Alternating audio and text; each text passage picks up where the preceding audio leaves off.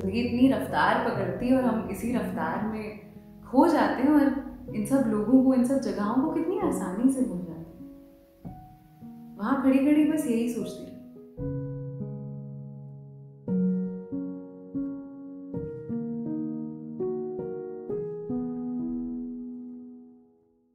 पता है, आज ना बहुत वक्त बाद एक ऐसे रास्ते से गुजरी जहां से बचपन में गुजरा करती थी, बहुत साल पहले।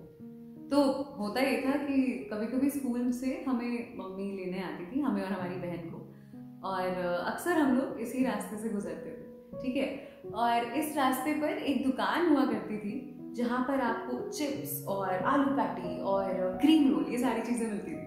तो अब ये कहने की बात है ही नहीं कि वो मेरी फेवरेट जगह थी, क्योंकि कई बार जब स्कूल में जैसे हमारे दिन अगर खराब बीतते थे तो मम्मी हम दोनों को यहीं रोक देती थी और कुछ ना कुछ दिला ज़रूर देती थी।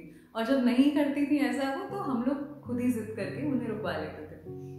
अब इस दुकान पे मेरा फेवरेट यार वो क्रीम रोल होता था और आलू पैटी, मतलब मैं बहुत खाती थी। इतना कि अंकल जब भी हम लोगों को देखते थे, उस शॉप पर जो अंकल रहते थे, वो देखते ही पहचान जाते थे कि इनके लिए तो यही सामान निकालना है।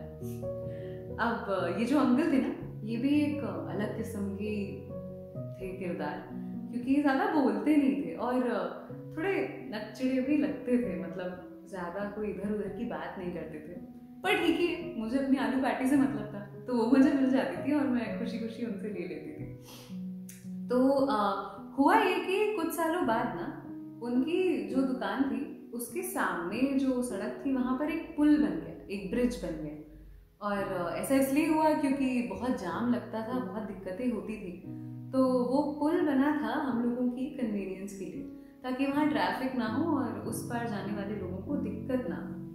तो शुरुआत में तो हम लोग रास्ता बदल बदल के उनकी दुकान पर रुकते थे, लेकिन जैसे जैसे वक्त बीता पुल से जाना ज़्यादा कन्वीनियंट लगने लगा और आगे और दुकानें आ गई थी, तो हम लोग वहाँ जाने लगे। और एक वक्त के बाद ना उनकी दुकान पर जाना बिल्कुल बंद हो गया। मतलब मुझे याद ही नहीं है मैं आखिरी बार उनकी दुकान पर कब गई थी। पर फिर आज मुझे लगता है लगभग 7-8 सालों बाद उनकी दुकान पर मेरा रुकना हुआ। तो हुआ ये कि जो उनकी दुकान है उसके बगल में एक दुकान थी, वहाँ पर कुछ काम था मुझे। तो पहले तो जब वहाँ पे मैंने स्कूटी रोकी तो मुझे रियलाइज़ ही नहीं हुआ कि ये मैं किस इलाके में हूँ, या ये वही दुकान है जहाँ बचपन में हम लोग आया करते थे। तो थोड़ा वक्त लगा रियलाइज़ करने में। पर जैसे ही मुझे याद हुआ ये, मैंने तुरंत स्कूटी के किनारे खड़ी की और पहले तो ना उसी किनारे से उन अंकल को ढूंढने की कोशिश की। पर क्योंकि स्कूटी ऐसी जगह खड़ी थी ना, वो दिख नहीं रही थी दुकान उतने अच्छे से, तो मैंने सोचा थोड़ा और करीब जाके देखती हूँ। तो 2-3 कदम ही आगे बढ़ाए होंगे और वहीं से मैं ढूंढ ही रही थी आलू पैटी और अंकल और बाकी सारी चीज़ों को जो मुझे तब मिलती थी उस दुकान पर। तो अब मुझे एक किनारे पे आलू पैटी दिखी, फिर वही क्रीम रोल का डब्बा, वो भी वहीं रखा हुआ था, और जहाँ पर चिप्स टंगे हुए थे ना, उसके बगल में अंकल की फोटो दिखी मुझे। हार चढ़ा हुआ था और एक कदम आगे बढ़ाया तो उनकी पत्नी दिखी जो अकेले काम कर रही थी। 1 मिनट के लिए ना वहीं रुक गई। पता नहीं, ऐसा लगा जैसे मेरा पूरा बचपन मेरी आंखों के सामने से यूं चला गया। कहने को तो वो बस एक फोटो थी एक ऐसे इंसान की जिससे मैंने जिंदगी में बहुत कम वक्त के लिए बात की होगी, शायद बात भी नहीं की क्योंकि वो ज्यादा बोलते नहीं थे। बस एक हम लोगों का सिंपल सा रिश्ता था कि मुझे कुछ चाहिए और वो मुझे वो देते थे। पर पता नहीं क्यों जब वो फोटो देखी तो कुछ देर के लिए ना ऐसा लगा कि मैंने कुछ बहुत गलत कर दिया। ऐसा लगा जैसे मुझे ना उस रास्ते से थोड़ा और गुजर लेना चाहिए था। और फिर ये भी लगा कि अक्सर जो चीज़ें हमारी ज़िंदगी आसान करने आती हैं, जैसे फ़ोन या वो पुल जब वो बना था, वो हमें कई ऐसी जगहों से और कई ऐसे लोगों से बहुत दूर कर देती हैं जो हमारी ज़िंदगी में शायद बहुत ज़्यादा कीमती होते हैं या एक हिस्सा निभाते हैं जो हमें इतनी आसानी से नहीं भूलना चाहिए था।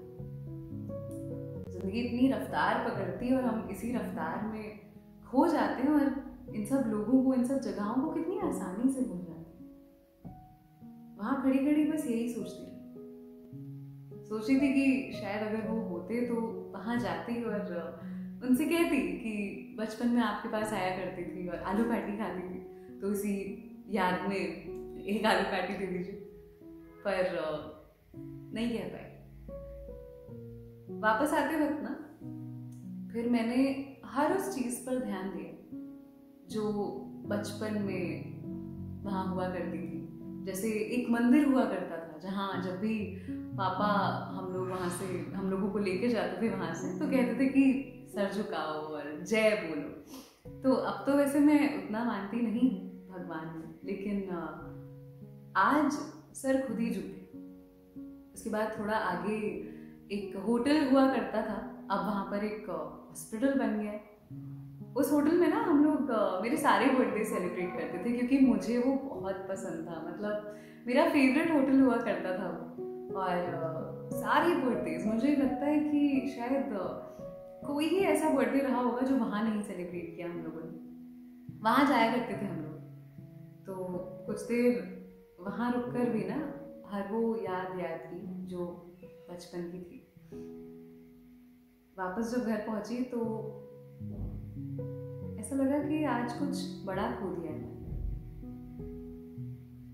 तब से ना 2 घंटे हो गए और मैं सिर्फ उस फोटो के बारे में सोच रही हूँ, सिर्फ इस बारे में सोच रही हूँ कि याद कर लेना चाहिए, उन रास्तों से और ज़्यादा बार गुजरना चाहिए, उन लोगों को इतनी आसानी से नहीं भुला देना चाहिए था जो एक वक्त ज़रूरी थे मेरी ज़िंदगी में। और अब कहने को तो ये बस एक दुकान वाले थे, उनसे मेरा कुछ खास रिश्ता नहीं था, लेकिन सोचती हूँ तो लगता है कि ऐसे बहुत लोग हैं, ऐसी बहुत जगहें हैं जिन्होंने कभी ना कभी मेरी ज़िंदगी में एक बहुत ज़रूरी हिस्सा, एक बहुत ज़रूरी जगह ली है और जिन्हें मैं शायद भूल चुकी हूँ।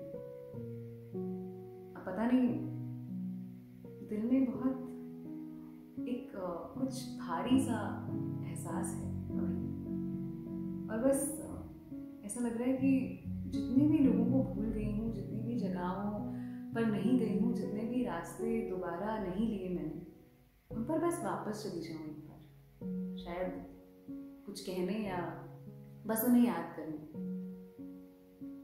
अब पता नहीं ये कर पाऊंगी कि नहीं, पर मेरी कोशिश है और रहेगी इस दिन के बाद से कि कुछ रास्तों से दोबारा गुजरूं, कुछ लोगों को याद करूं और उनको बताऊं अगर हो सके कि वो ज़रूरी रहे हैं कभी ना कभी मेरी ज़िंदगी में, ताकि बहुत सालों बाद फिर कोई फ़ोटो देखकर इतना बुरा ना लगे।